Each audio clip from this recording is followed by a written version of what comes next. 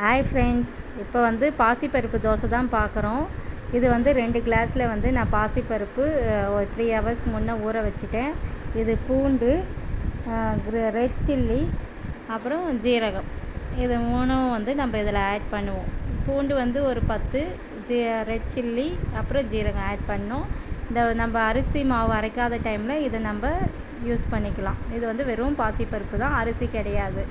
சரிங்களா? இதை வந்து நம்ம யூஸ் பண்ணலாம், நல்லாயிருக்கும். இந்த தோசையும் நல்லாயிருக்கும். இது வந்து நான் பாசிப்பருப்பு வந்து மிக்சியில் ஆட் பண்ணுறேன்.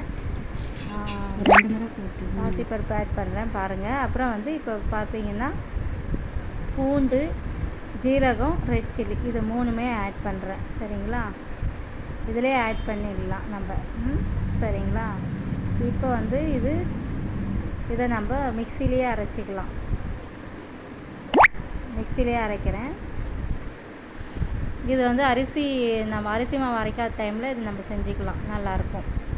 இதை மிக்சியில் அரைக்கிறேன்.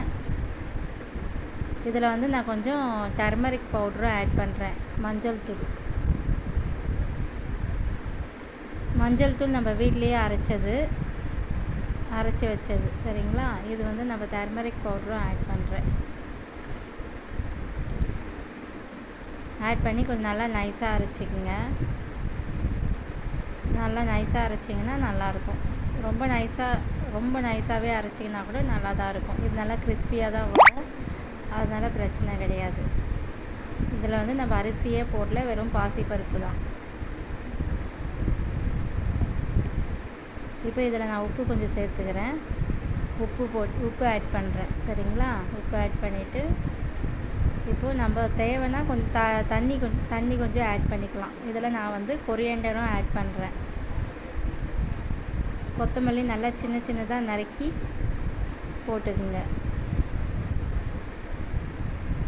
காரம் வேணுன்றவங்க கொஞ்சம் அதிகமாக காரம் போட்டுக்கலாம். நான் காரம் கொஞ்சம் கம்மியாக போடுவோம் எங்கள் வீட்டில், அதனால் நான் காரம் கம்மியாக சேர்த்துருக்கேன். நீங்கள் வேணும்னா போட்டுக்கலாம். இதை வந்து நீங்கள் அப்படியே தோசையாக நம்ம ஊற்றிக்கலாம். இதை வந்து நம்ம ஸ்லிம்மில் வச்சே செய்யலாங்க. ஸ்லிம்மில் வச்சு செஞ்சாலும் நல்லா தான் இருக்கும். ஸ்லிம்மில் வச்சு செய்யுங்க.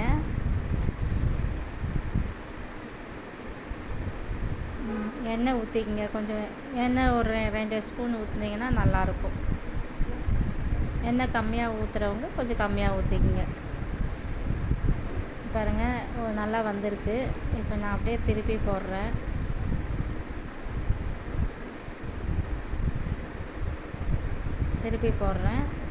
நல்லா இருக்குது. சரிங்களா? இது நம்ம இன்னும் கொஞ்சம் ரோஸ்ட் கூட பண்ணியிருக்கலாம். இதை நான் அப்படியே திருப்பி போட்டுருக்கேன். கொஞ்சம் நேரம் இன்னும் ரோஸ்ட் ஆகிருந்தால் இன்னும் நல்லாயிருக்கும்.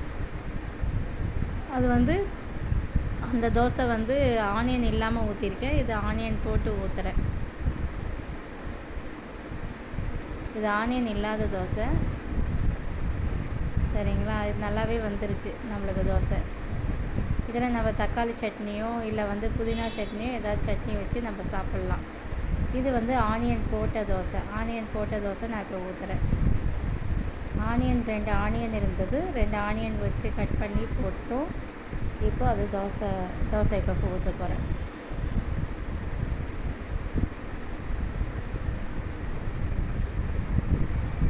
தோசை ஊற்றுறோம். இதுவும் நல்லா தான் இருக்கும். ஆனியன் போட்டும் செய்யலாம், ஆனியன் போடாமையும் செய்யலாம். ஆனியன் ஒரு சிலருக்கு பிடிக்காதுன்னா ஆனியன் போட வேணாம். ஆனியன் பிடிக்குன்றவங்களுக்கு ஆனியன் போட்டு செய்யலாம். இதுலேயும் தாராளமாக எண்ணெய் ஊற்றலாம். 2 ஸ்பூன் ஊற்றலாம். வேணான்றவங்க ஒரே ஒரு ஸ்பூன் மட்டும் ஒரு எண்ணெய் கொஞ்சமாக ஊற்றிக்கலாம். இதை மூடி வச்சு செய்யுங்க, நல்லாயிருக்கும்.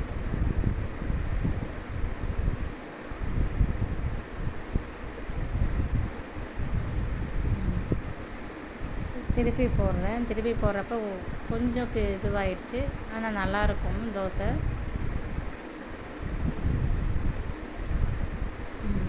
இப்போ வந்து பிளேட்டுக்கு ட்ரான்ஸ்ஃபர் பண்ணுறேன்.